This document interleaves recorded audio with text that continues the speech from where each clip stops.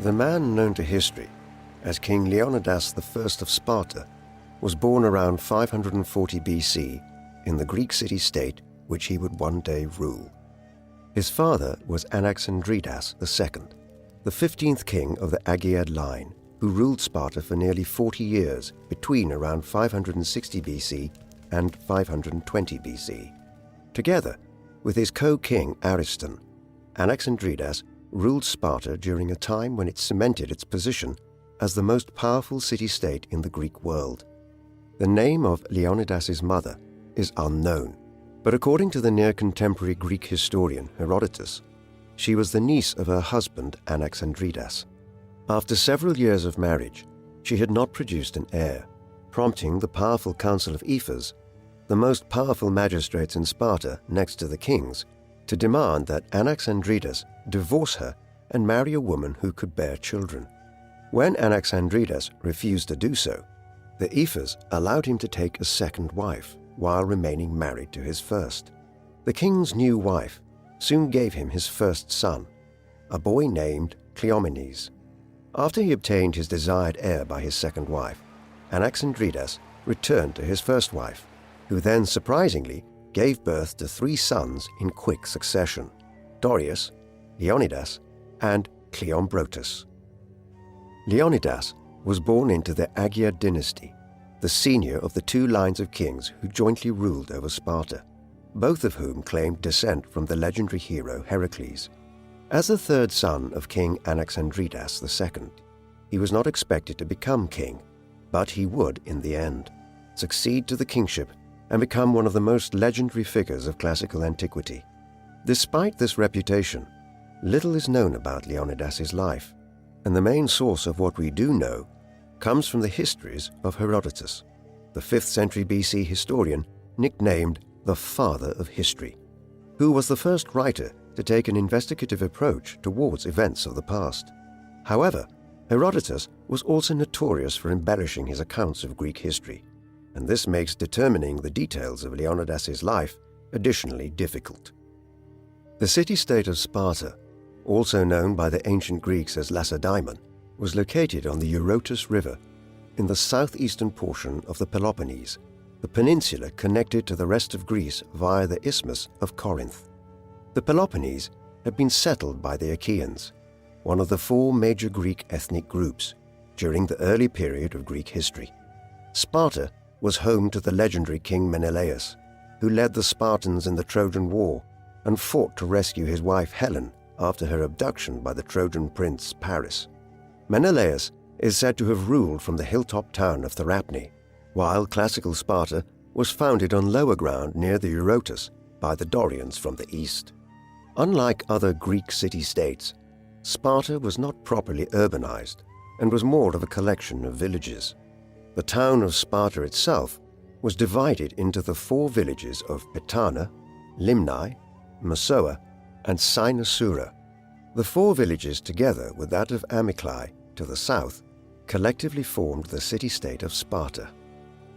Since the 900s BC, Sparta was jointly ruled by 2 kings of the Aegead and Europontid dynasties. The Spartans owed their constitution, known as the Great Retra, to a legendary figure called Lycurgus, who is said to have introduced his reforms around the 7th century BC. Under this system, the 2 kings of Sparta served as commanders of the army and were also members of the Gerousia, a council of elders whose membership included 28 other men aged at least 60 who were elected for life. In addition to serving as the Supreme Court, the Gerousia debated political issues before they were put to a vote in the assembly. They also had the power to veto the assembly's decisions. The members of the assembly were Sparta's full citizens, all of whom had to be of legitimate Spartan birth, and each underwent a rigorous training regime to serve in the Spartan army during their youth.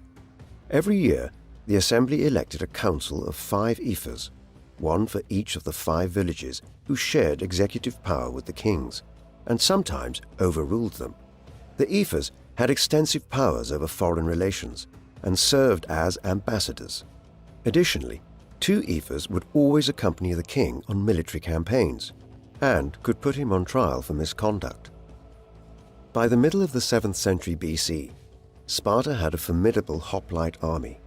Hoplites were heavy infantrymen who fought in phalanxes 8 ranks deep, distinguished by a wooden round shield, based in bronze and decorated with the Greek letter lambda for Lacedaemon, which they carried on their left arm. They wore a large bronze helmet, a bronze breastplate, bronze abdominal guard, and greaves. Their main weapon was a long wooden spear with an iron tip, and they also carried a short sword for close combat. Spartan hoplites were distinguished from other Greek warriors by their long hair and long red cloaks. Sparta was a very religious society, and its kings would make sacrifices and consult oracles before going on campaign. Even in the heat of battle, Spartan commanders were known to take time to make sacrifices to inform their decisions. They had a unique attitude to death, considering it a badge of honor to be killed in battle, while survival in defeat was a humiliation. These customs and values were instilled into the Spartans from a young age. As a warrior society, boys of legitimate Spartan birth were separated from their families from the age of 7 and brought up in the compulsory agoge system, where they would be raised by young Spartan adults who trained them as warriors.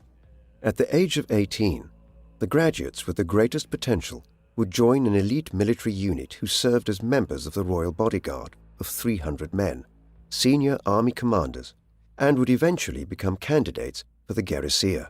The only Spartan boys exempted from the agoge were the crown princes of the 2 royal houses. As Leonidas was not his father's eldest son, he would have joined his brothers Dorius and Cleombrotus in the arduous training regime. The elite Spartans were also members of a secret service called the Crypteia, whose main function was to control the Helots, the lower class of Spartan society who were effectively exploited as slaves, and had once been from neighboring states such as Messenia, which were brought under Spartan domination from the 8th century onwards. Since the Helots vastly outnumbered the Spartans, the Spartan constitution included measures to keep them under control. After a new set of ephors took office in the autumn, they would issue a declaration of war on the Helots, which allowed free Spartans to kill the Helots without being punished. A third class, which existed between the Spartans and Helots, were known as Perioeci, and these were men from neighboring towns and villages who were free subjects of the Spartans with obligations to serve in the army. As the Spartans were banned from engaging in any economic activities, the Perioeci served as merchants and craftsmen, making the armor and weapons for the Spartan military. Sparta was just one of over 1,000 city-states dotted around on the Mediterranean and Black Sea coasts, from the Straits of Gibraltar in the west to modern-day Georgia in the east, which collectively made up the Greek or Hellenic world. Although these communities were connected by a shared language, culture, and religion, they were independent entities who would often fight each other over control of land and economic resources. Most Greeks lived in Europe, but there was also a large population in Western Asia and a handful of settlements in North Africa along the coastline of places such as Cyrene, the ancient name for Libya. By the 6th century, many of these city-states had become democracies, but some continued to retain their kings or had been taken over by dictators and tyrants. Sparta was unique in being a diarchy with 2 kings.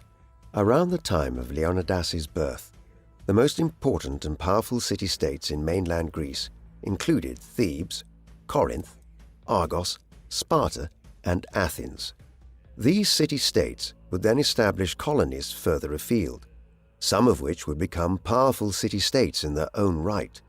Syracuse in Sicily was founded by Corinth. Ephesus in Turkey was founded by Athens, while modern-day Naples in Italy, which was known as Neapolis in ancient times, was initially settled by sailors from Rhodes. The only overseas colony founded by Sparta was that of Taras, modern-day Taranto in southern Italy. Unlike other Greek city-states, the Spartans satisfied the need for land by conquering the neighboring regions of Laconia and Messenia to the south and west.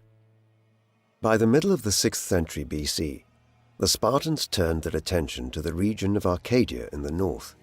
In around 550 BC, During the reign of Leonidas' father, Anaxandridas, the Spartans marched into battle against the Arcadian city-state of Tegea, carrying rods with which they would divide the land they expected to conquer, and chains to shackle the prisoners they expected to capture.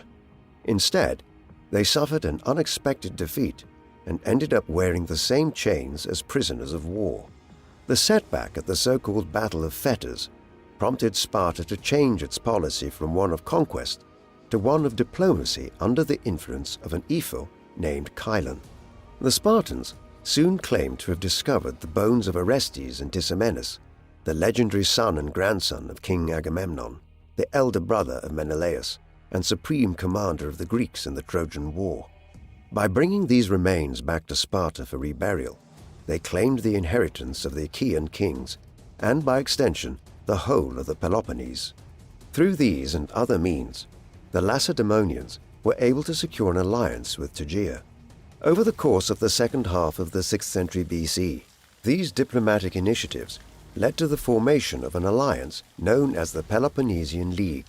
Sparta was the leading power of the alliance and was not bound by reciprocal obligations to defend its allies. The one major Peloponnesian city-state which remained outside the League was Argos, a traditional rival which unsuccessfully challenged Spartan dominance in battle on several occasions in the 6th century BC. The death of Anaxandridas II in around 520 BC led to a succession crisis between his sons Cleomenes and Dorius.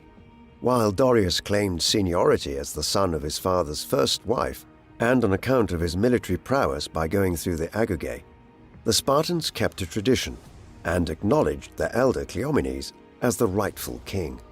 After his failed attempt at claiming the crown for himself, Dorius tried unsuccessfully to found a Spartan colony in North Africa and later Sicily, but was killed in battle against the Carthaginians in Sicily in around 510 BC. Cleomenes proved to be an effective king whose influence extended across much of the Greek world. In 510 BC, he led a land invasion of Athens that resulted in the expulsion of the tyrant Hippias and his sons. The Spartan intervention enabled the Athenian politician Cleisthenes to establish a democratic government, and in 507 BC, Cleomenes responded to the calls of the pro-Spartan politician Isagoras to overthrow Cleisthenes and install an oligarchy.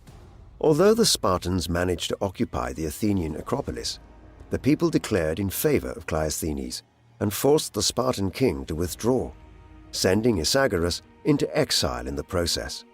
The failed intervention prompted Cleomenes to lead a large Peloponnesian army alongside his co-king of the Eurypontid royal house, Demaratus, against Athens the following year. The campaign of 506 BC proved unsuccessful when the army disintegrated after the Corinthians decided to withdraw their forces halfway through, following which King Demaratus also abandoned the army. Following the incident, Sparta agreed to create a Congress of the Peloponnesian League, where the allies could vote for or against military action. In order to prevent future disagreements on campaign, the Spartans also changed their constitution, forbidding the two reigning kings from leading the Spartan army on campaign together at the same time. According to Herodotus, the Agiad and Eurypontid kings of Sparta tended to view each other with suspicion and hatred, and after 506 BC, the disagreements between Cleomenes and Demaratus were not only political but personal. This animosity continued for many years. In 494 BC, after defeating Argos in battle, Cleomenes was put on trial for failing to capture Argos itself.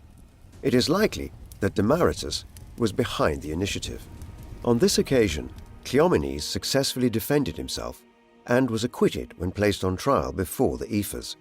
Then, in 491 BC, following another disagreement between the two men, Cleomenes deposed his co-king and bribed the oracle at Delphi to declare that Demaratus was the illegitimate son of his father, King Ariston, and therefore his deposition was divinely sanctioned. Soon afterwards, the bribery was discovered, and Cleomenes is said to have gone mad and went into exile. He was then recalled to Sparta and arrested by the authorities. His accusers on this latter occasion may have included his brothers Leonidas and Cleombrotus. After being placed in prison with a helot guard, he soon persuaded one of the guards to give him a knife and killed himself. Herodotus presents a number of alternative theories for the king's madness and suicide, the most common being that he had angered the gods when he bribed the oracle at Delphi, and his descent into insanity was divine retribution. The historian Paul Cartledge has raised the possibility that Cleomenes' death was not a suicide, but that he was actually murdered by his half-brother Leonidas, who was next in line to the Aegean throne and who succeeded Cleomenes as King Leonidas I in 489 BC. By the time he became king, Leonidas was married to Gorgo, the daughter and only child of Cleomenes. As Gorgo was born around 510 BC, the marriage would have taken place in the late 490s, when Gorgo was in her late teens and Leonidas was already around 50 years old. Marriage between close blood relatives was not uncommon for the Spartan royal houses, and Leonidas's own father and mother had been uncle and niece. Furthermore, as Gorgo was Cleomenes' only child and stood to inherit all his wealth, Leonidas would reunite a large part of his father's inheritance that had been divided among his 4 sons. Leonidas came to the throne towards the beginning of the Greco-Persian Wars, which saw Greek city-states in Ionia on the western coast of modern-day Turkey clash with the rapidly expanding Persian Empire. The Persian Empire was founded in the 550s BC by Cyrus II of Anshan, a client king of the Median Empire, ruled by his maternal grandfather, King Astyages. Both of these empires were based initially out of the region around modern-day Iran. In 553 BC, Cyrus rebelled against his grandfather, and by 550 BC, he captured the Median capital of Ecbatana, overthrowing Astyages' empire and proclaiming himself King of Kings. Upon learning of this, King Croesus of Lydia in western Anatolia, the region around western Turkey along the coast of the Aegean Sea, sought to take advantage of the collapse of the Medes and consulted the Delphic oracle, which informed him that he would destroy a great empire if he were to launch an invasion. Confident of victory, Croesus invaded Cyrus's empire from the west, only for the Persian king to counterattack and overrun Lydia by 546 BC, deposing Croesus and transforming the region into a Persian province. In 539 BC, Cyrus also captured Babylon and allowed the captive Jewish population to return to their ancestral home in Jerusalem. The great king then turned his attention east, where he managed to establish tributary relationships in India, but generally faced greater resistance. He is said to have died in battle in Central Asia, fighting against an army led by Queen Tomiris of the Massagetae in 530 BC. The Persian Empire continued its expansion under Cyrus's son and successor, Cambyses II, who conquered Egypt and the Levant during his brief reign.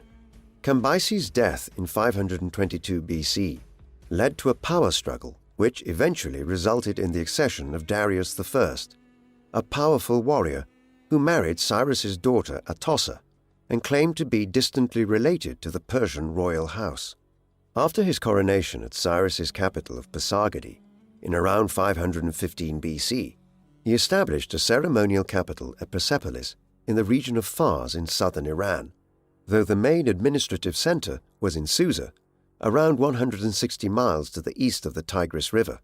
In 513 BC, Darius embarked on his Scythian campaign, during which he built a pontoon bridge to convey his army across the Bosporus Straits into European Thrace, a region covering parts of modern-day Bulgaria, northwestern Turkey, and northeastern Greece. Although he struggled to defeat the nomadic Scythians, Darius subjugated the Thracians and forced King Amyntas of Macedonia to submit to his empire as a vassal. These new conquests strengthened the Persian Empire's northwest frontier and served as a base for further incursions into Greece.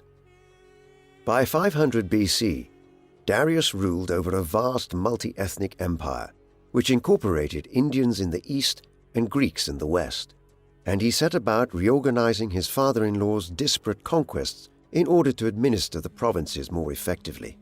Darius introduced a universal currency known as the Daric in his honor. He also divided the empire into around 20 provinces called satrapies, each governed by a satrap.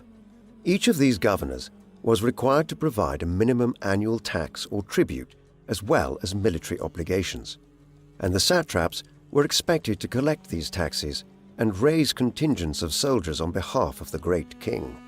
Although the Persian kings were Zoroastrians, who claimed to be representatives of the god Ahura Mazda, or Lord Wisdom, they were generally tolerant of other religions and were satisfied as long as they received the taxes and tributes they demanded from their imperial subjects in each of the provinces. By the end of the 6th century BC, many of the Greeks in the Persian Empire in Lydia and Ionia were unhappy with Persian rule, and in 499 BC, the Ionian revolt broke out under the leadership of Aristagoras, tyrant of the city-state of Miletus in southwestern Anatolia. Although several Greek regions rose up in revolt, the rebels needed alliances with the powerful city-states on the Greek mainland in order to stand any chance of defeating the mighty Persian Empire. Aristagoras personally went to Sparta to ask for aid from King Cleomenes, claiming untruthfully that the Persians could be easily defeated. This was not the first time the Spartans had received a request for military assistance against the Persians. A half-century earlier, King Croesus of Lydia had recognized Sparta as the most powerful city-state in the Greek world, and when he faced a counter-invasion of Lydia by Cyrus's armies in the 440s BC, Croesus requested military assistance from Sparta, which on this occasion decided to only send a diplomatic envoy to warn Cyrus not to invade Lydia. By the time the Spartan arrived, Cyrus had already occupied the Lydian capital of Sardis. When Cleomenes asked how long it would take to get to Persia, Aristagoras informed him that it would take 3 months to march overland from Ionia to Susa. When Cleomenes refused, due to the great distances involved, Aristagoras informed the Spartan king of the great wealth of the Persian Empire and attempted to bribe him, gradually increasing his offer. According to Herodotus, Aristagoras eventually offered Cleomenes 50 talents of silver, an enormous sum of money at the time, but Cleomenes' daughter, and Leonidas' future wife Gorgo, who was not yet 10 years old, warned her father not to become corrupt and urged him to dismiss the foreigner. After Sparta's refusal to help, Aristagoras went to Athens and made the same arguments in an attempt to obtain Athenian assistance. As the Athenians claimed leadership of the Ionian Greeks and had recently survived attempts by the former tyrant Hippias to overthrow their nascent democracy with Persian support, they agreed to support the revolt and joined the Ionians and Eritreans in sacking the Lydian capital of Sardis in 498 BC. Later that year, the allies were defeated by the Persians at the Battle of Ephesus, and Athens withdrew from the alliance. The revolt continued until 494 BC, when a Persian fleet defeated the Ionians at the naval battle of Lade, near Miletus. After restoring his control over Ionia, Darius planned an invasion of Greece, both to punish Athens and Eritrea for siding with the rebels and to reduce the threat of the Greek city-states joining together to attack the empire again.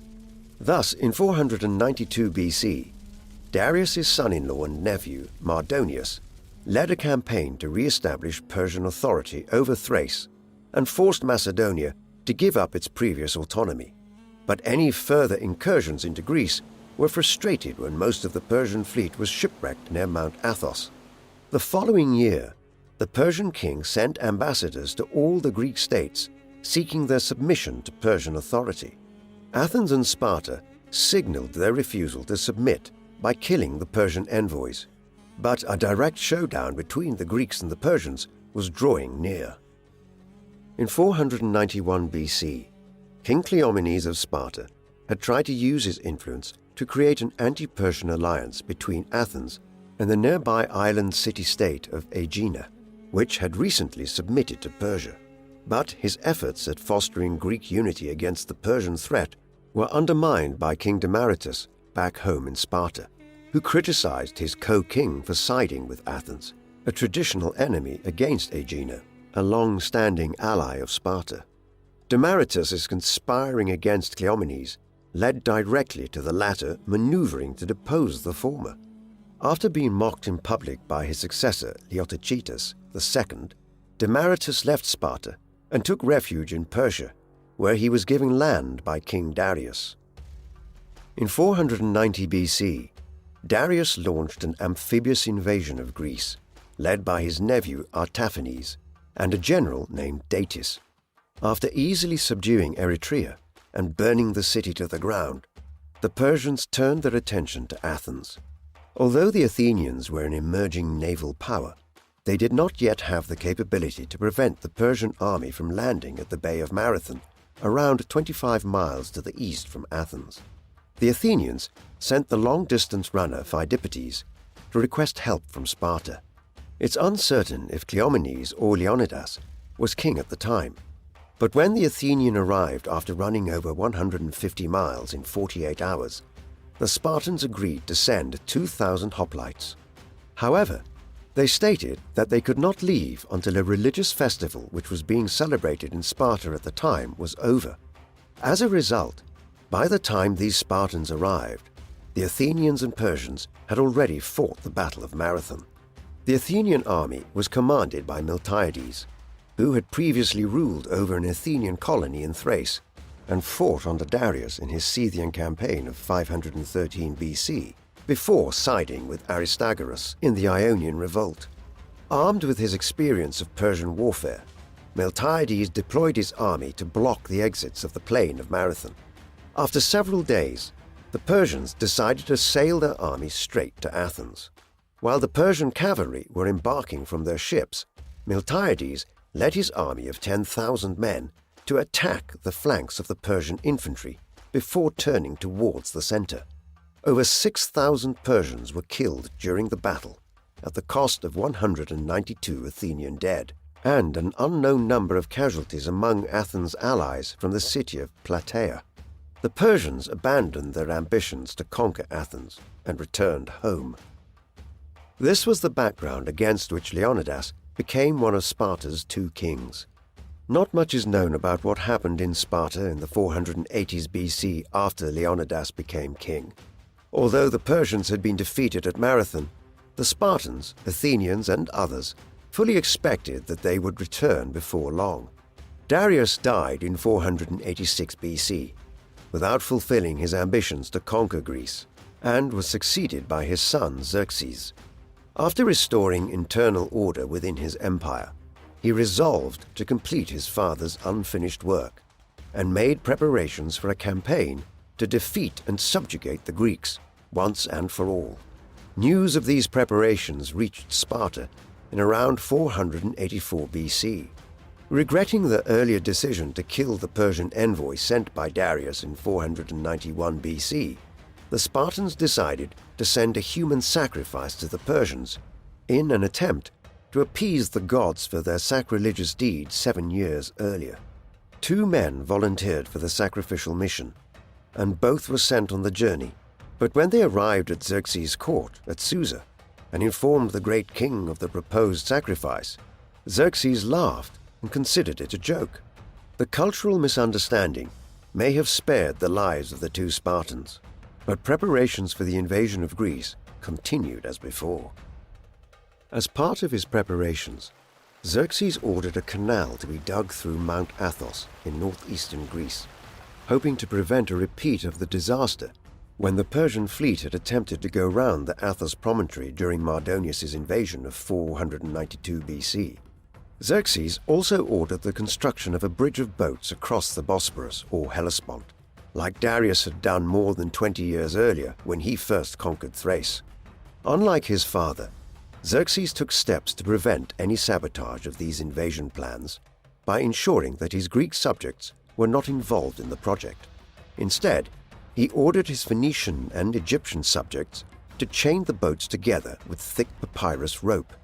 Xerxes could also count on a large contingent of Greek subjects, including the Thracians and Macedonians. Many Greek city-states which retained monarchies preferred the protection offered by the Persian Empire to the prospect of being overthrown by a democratic revolution, and despite attempts by Herodotus to give the impression of a united Greek resistance to this latest Persian invasion, it is likely that more Greeks fought for Xerxes than against him when he launched the latest Persian invasion of Greece in 480 BC.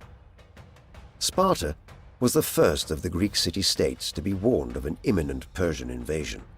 According to Herodotus, the deposed king Demaratus, who was in exile in the Persian Empire, continued to sympathize with his native land and decided to send a warning to Sparta. In order to keep the message secret, he inscribed it on a wooden tablet which he covered with wax to conceal the message. When the item arrived in Sparta, everyone was confused as to what it meant, but Leonidas's wife, Gorgo, suspected that there could be a hidden message underneath and suggested removing the wax. After the wax was burned away, Demaratus's message was revealed, and the Spartans passed on the warning to the other Greek city-states.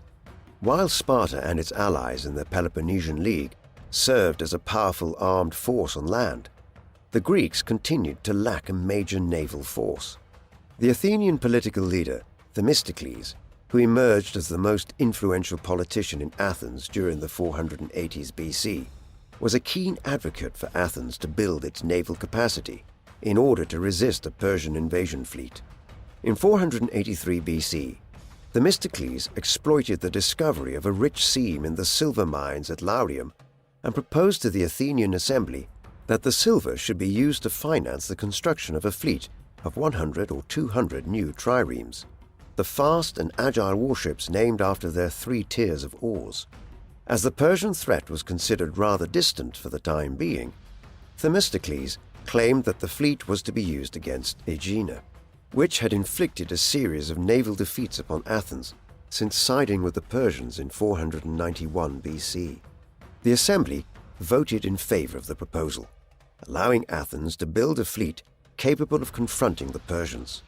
Thus, by the time Xerxes began his final preparations for the invasion of Greece in 480 BC, the oracle at Delphi was able to inform envoys from Athens that while their city would be destroyed, the wooden wall shall remain unconquered.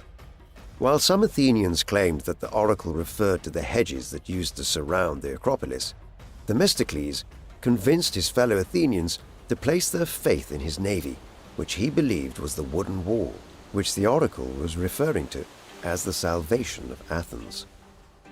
In 481 BC, the representatives of the Greek city-states which sought to resist the imminent Persian invasion met at the Isthmus of Corinth, the narrow neck of land between the Peloponnese and northern Greece, where they agreed on a mutual defensive pact, bound as they were by religious, linguistic, and cultural ties.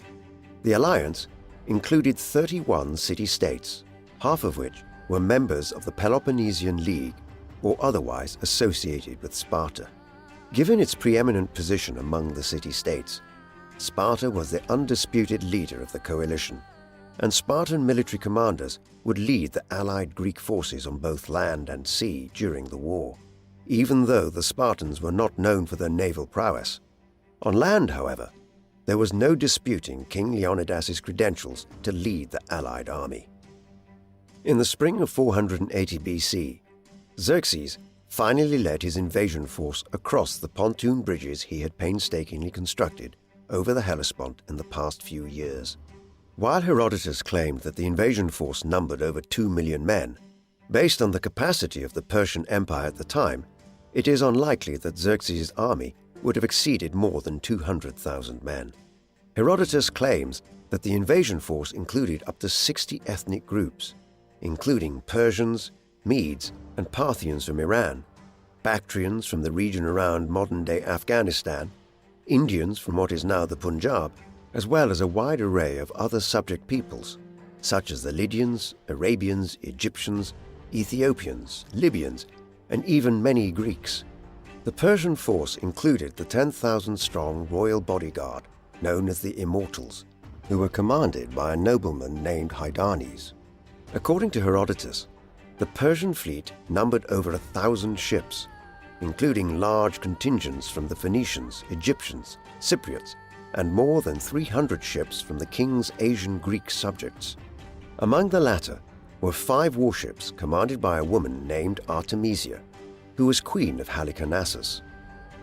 The large Persian army proceeded at a slow pace through northern Greece, partly as a result of the army's long supply train, and partly due to Xerxes' desire to use its imposing presence to present a sense of inevitable victory which would convince wavering Greeks to submit to Persian rule. In July, the Persians approached the Vale of the Tempe, on the border between Macedonia and Thessaly. An allied Greek army of 10,000 men, under the joint command of the Athenian Themistocles and a Spartan named Leonidas, awaited the invading force. When King Alexander I of Macedonia alerted the allied army of the imminent arrival of Xerxes, he informed Themistocles and Leonidas not only of the vast numbers of men and ships in the invading force, but also that the allied defenses could be outflanked. This information prompted the allied army to withdraw and return to the Isthmus of Corinth for further deliberations. The wavering Thessalians submitted easily to the Persians, allowing Xerxes to continue his march south without much difficulty. In the meantime, the Persian fleet sailed to Cape Sepias, opposite the island of Euboea. After withdrawing from their first defensive position, the Greek allies decided to resist the Persians by land at the pass of Thermopylae and by sea at nearby Cape Artemisium on the northern tip of Euboea. Despite the desperate military situation, the religious calendar proved a complicating factor for the Greek coalition, as the Olympic Games were due to be held that August. Held in honor of Zeus, king of the gods, the Olympian Games were one of 4 pan-Hellenic games which brought together athletes and spectators from all over the Greek world. Sparta's religious obligations were twofold, as they were also preparing for the annual Carneia festival in honor of the god Apollo. Nevertheless, as leaders of the anti-Persian coalition, the Spartans had to send an army to Thermopylae as a gesture of resistance. Otherwise, the coalition could easily fall apart, with individual city-states siding with Xerxes in the face of his advancing army. Furthermore, the Spartans had consulted the oracle at Delphi, which had informed them that either Sparta would be occupied by the Persians, or they would be mourning the death of a king. Guided by these considerations, Sparta sent King Leonidas and a small army of 300 hoplites for the defense of Thermopylae. Although this was a small percentage of the 8,000 or so Spartan warriors available, most of the 300 would have been part of the elite royal bodyguard.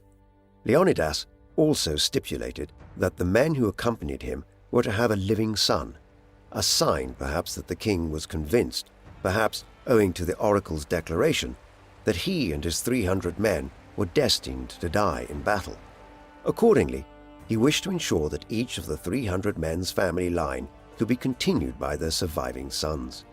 When Leonidas left for Thermopylae, he advised his wife Gorgo to, quote, marry a good man and have good sons, though they already had a young son of their own named Pleistarchus.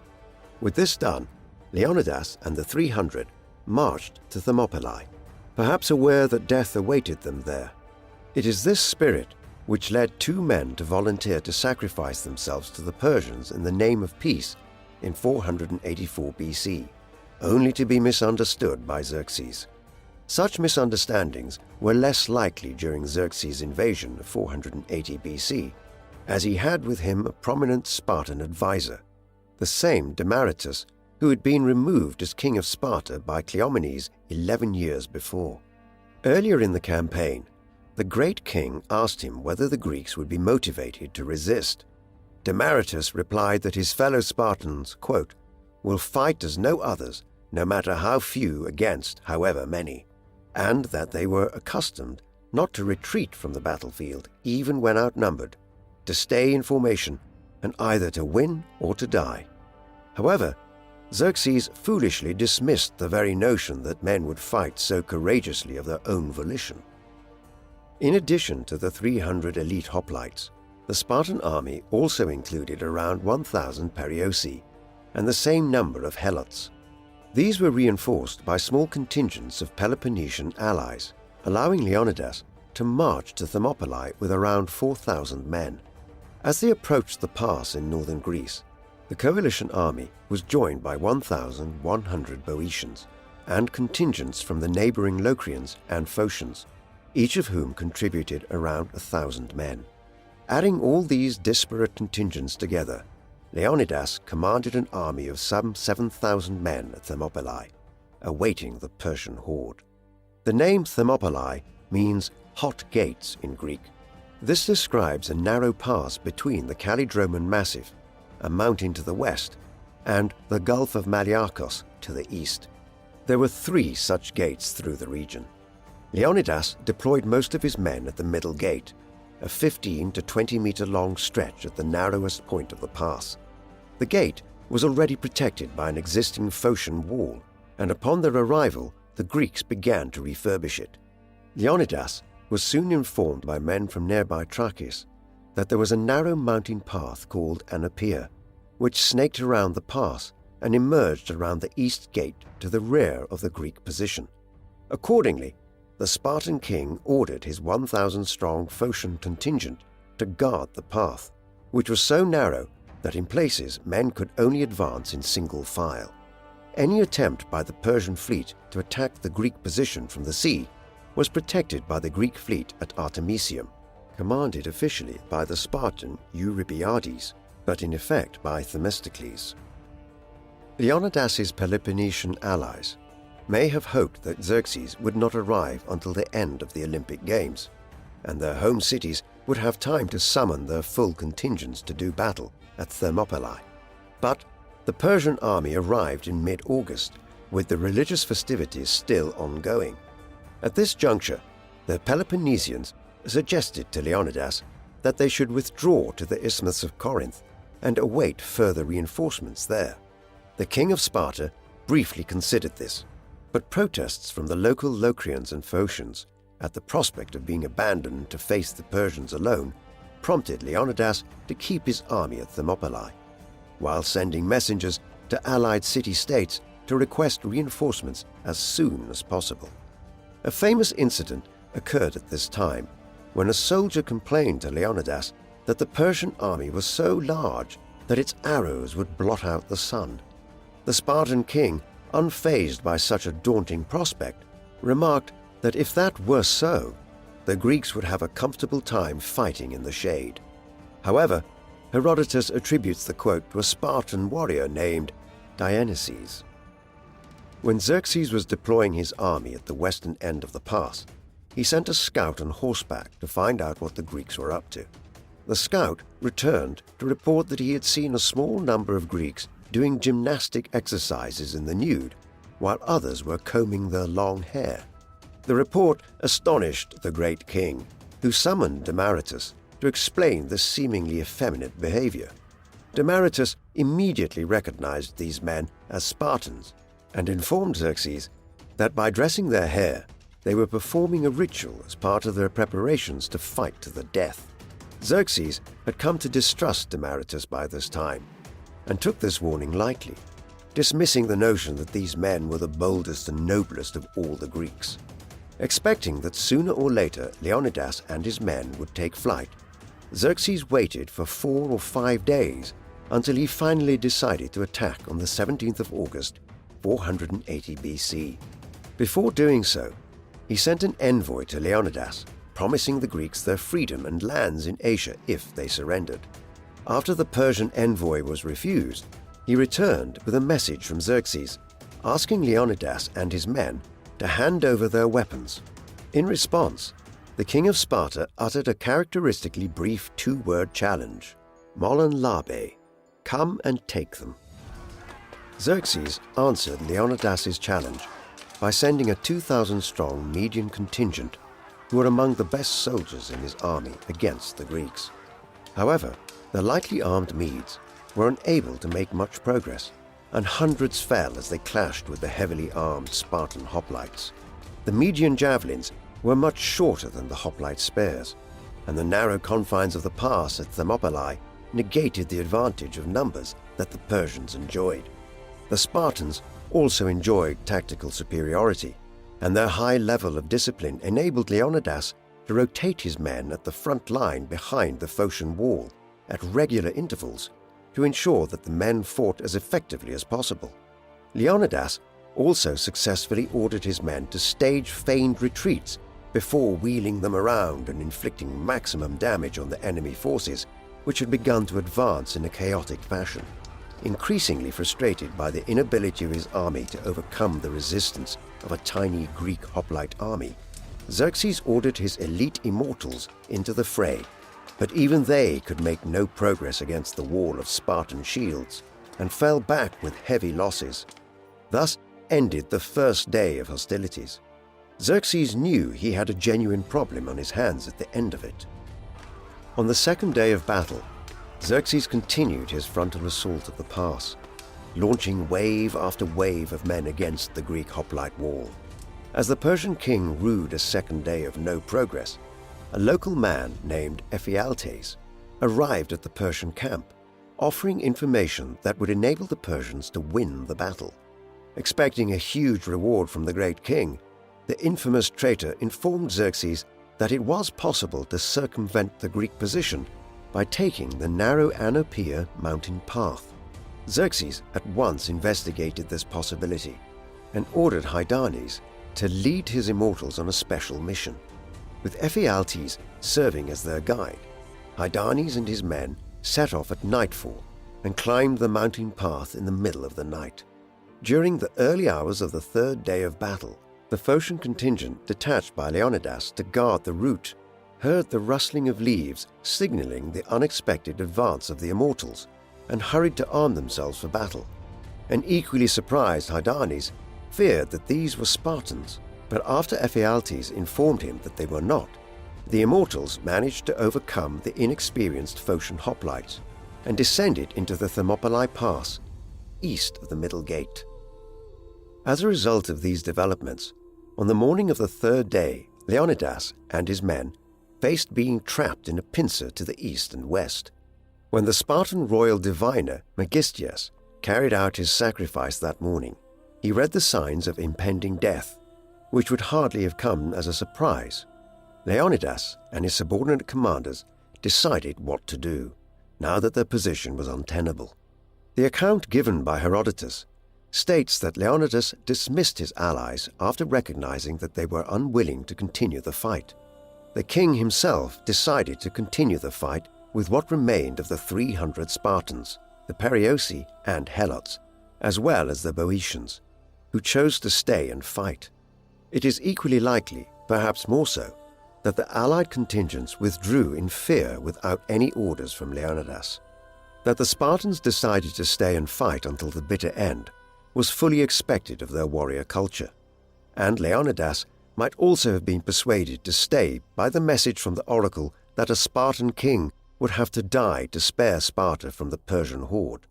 As the remainder of his army prepared to take breakfast that morning, Leonidas is supposed to have said to them, "This evening we shall dine in Hades." After 9 o'clock on the morning of the third day of battle, Xerxes launched his assault.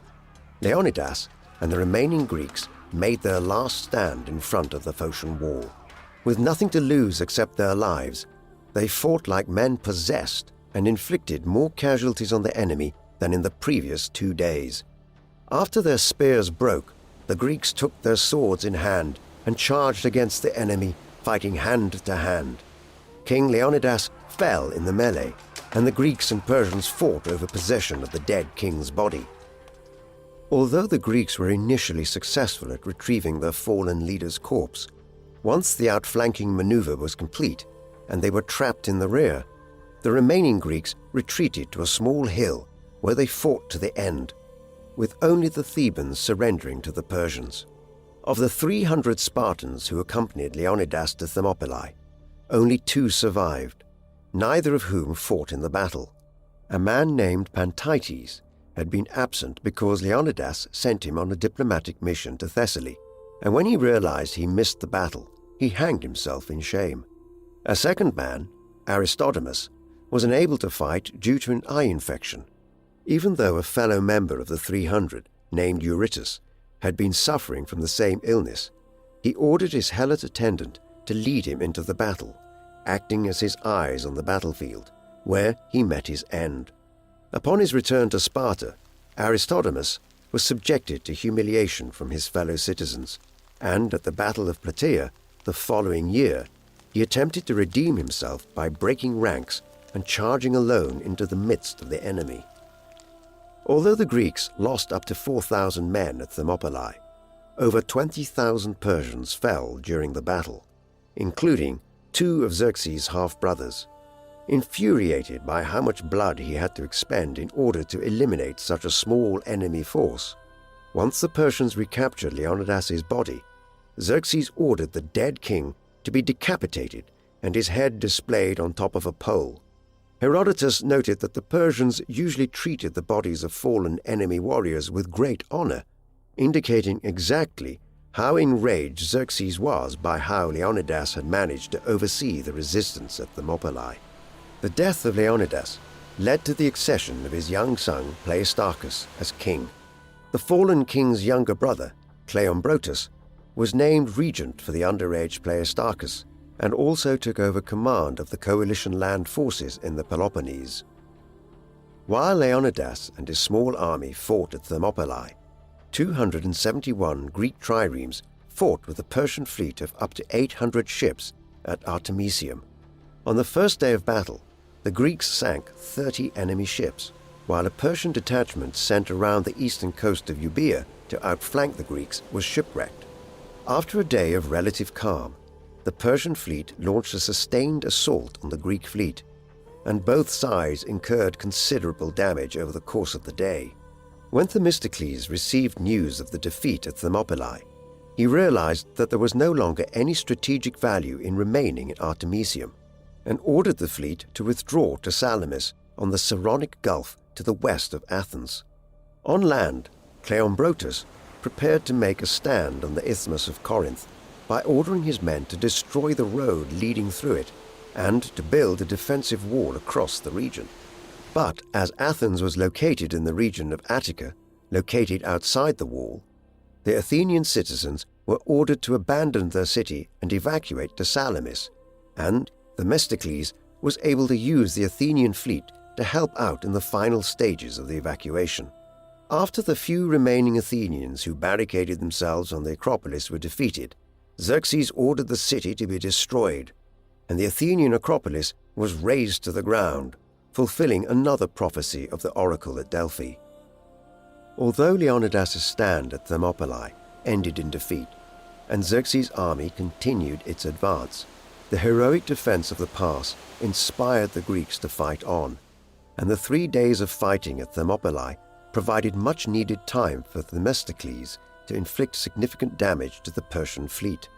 The Spartans and their Peloponnesian allies anticipated that the next phase of the war would follow in a similar vein to that of Thermopylae and Artemisium, with the Peloponnesian army fighting to hold the choke point at the Isthmus of Corinth, while the allied navy held the Persian fleet in check at Salamis. But Themistocles had other ideas and believed it was possible to end the war by destroying the Persian fleet. Although he had received reinforcements since Artemisium and commanded a fleet of almost 400 ships, Themistocles was still outnumbered by the Persians. During the Battle of Salamis in late September, the Allied navy managed to win a decisive victory over the Persians, sinking over 200 enemy ships in the process. The naval battle marked the turning point of the war and prompted Xerxes to return home with much of his army, fearing that the Greek fleet might sail up the Hellespont and destroy his pontoon bridges to trap him in Greece. While Xerxes personally abandoned the campaign, the war was not yet over, and the Persians continued to occupy much of the Greek peninsula. The great king left behind a large force under the command of his cousin Mardonius, the same man who had led the invasion of Thrace in 492 BC. Now Mardonius evacuated Attica and spent the winter in Thessaly, while the Athenians reoccupied their native city and the Peloponnesians remained behind the Isthmus wall. Since the Athenians lacked the protection of the Isthmus wall, they urged the Spartans to lead an army north to attack and defeat Mardonius. When the Spartans refused, the Athenians withdrew their navy from the allied fleet, enabling King Leonidas of Sparta to take command. In early 479 BC, Mardonius aimed to exploit the disagreements among the allies by sending a peace offering promising freedom to the Athenians. But this was rejected, prompting the Persian general to reoccupy Athens and completely destroy the city. The Athenian refugees appealed for military assistance from the Spartans, threatening to accept the Persian terms if none was given. After overseeing the completion of the Isthmus wall, Cleombrotus returned to Sparta and died soon afterwards, leaving his son, Pausanias, as regent and commander of the allied army. Pausanias raised an army of some 70,000 men, which marched north from the Isthmus, where they were joined by 8,000 Athenian hoplites. While Mardonius hoped to do battle on the open plains near Plataea, Pausanias managed to occupy a position on the heights overlooking the Persian camp. The two armies faced each other for several days before the Greeks decided on a strategic retreat to secure their lines of communication. As the Greeks were retreating in different directions, Mardonius led his army up the heights in pursuit. But, as at Thermopylae, the lightly armed Persians proved no match for the Greek hoplites, and Mardonius was killed in battle alongside more than half his army of some 120,000 men. At around the same time, King Leotychidas sought battle with the Persian fleet and caught up to it at the foot of Mount Mycale in Ionia. Rather than do battle on their damaged ships, the Persian sailors joined a large army Xerxes had left there and did battle with the Spartans on foot with predictable consequences. The twin victories of Plataea and Mycale definitively ended any further attempts by Xerxes and his successors to invade Greece, and the invasion was abandoned. After the Persians evacuated Greece, the Greeks erected a stone lion at Thermopylae in memory of Leonidas, near the spot where he fell. They also raised a monument commemorating the dead with an epitaph composed by the poet Simonides, which read, quote, "Go tell the Spartans, stranger passing by, that here obedient to our laws we lie." Around 40 years after the battle, a Spartan delegation sent to Thermopylae recovered the supposed remains of Leonidas and carried them back to Sparta for reburial in a grand funeral. While the Spartans worshipped all their kings as semi-divine beings after their deaths, in later centuries, Leonidas was given the additional honor of an annual festival in his name, the Leonidaea. The focal point of the Spartan worship of the cult of Leonidas was a building known as the Leonidaion, which may have contained the funerary monuments of Leonidas and Pausanias, the two preeminent Spartan heroes of the Persian Wars. Even though we know very little about his life, in the centuries after his death, Leonidas served as a reminder to the Spartans of their former glory. The Roman emperors sought inspiration from the warrior tradition of Sparta, and the Leonidaea festival was revived during the reign of Emperor Trajan in the early 2nd century AD. The Greek historian and biographer Plutarch wrote a life of Leonidas, which has regrettably not survived. The legacy of Leonidas extends beyond the ancient world. During the Italian Renaissance, the independent city-states, threatened by French and German invasion, were inspired by Leonidas and the 300 as defenders of liberty against foreign tyranny. In the late 16th century, the prolific French essayist Michel de Montaigne claimed that Salamis, Plataea, and other Greek victories against Persia paled in comparison to the glorious defeat of King Leonidas and his men in the pass of Thermopylae. In 1814, the French neoclassical painter Jacques-Louis David completed his canvas of Leonidas at Thermopylae. Although his patron, Napoleon Bonaparte, was initially puzzled as to why David would choose as his heroic subject an ancient warrior who succumbed to defeat, he later recognized the power of the Spartans' patriotic sacrifice. The example would have seemed extremely relevant as David completed his painting after Napoleon fought a valiant but ultimately unsuccessful campaign defending France from invasion by a coalition of Austrian, Prussian, and Russian armies. In his epic poem, Don Juan, the English romantic poet Lord Byron, who championed and later perished in the cause of Greek liberation, laments the lack of valor among his contemporary Greeks. "Earth, render back from out thy breast a remnant of our Spartan dead. Of the 300, grant but 3 to make a new Thermopylae." As the Royal Air Force faced the German Luftwaffe over the skies of southern England in the summer of 1940, Winston Churchill must have had Leonidas and the 300 in mind when he proclaimed, quote, "Never in the field of human conflict has so much been owed by so many to so few." Yet the legacy of Sparta was claimed not only by the Allies, but also by Nazi Germany. The organization of Spartan society, with a pure-born masterclass of warriors supported by an underclass of helots, served as a model for Hitler's racial utopia, and Hermann Goering alluded to the glory of the 300 when referring to the German Sixth Army surrounded by the Soviets at Stalingrad. The legacy of the Spartans, with Leonidas and the 300 as one of the most prominent examples, remains controversial and complex. While the 300 have gone down in history as the heroes of Thermopylae, the Helots and Perioeci, who had no choice but to comply with Leonidas'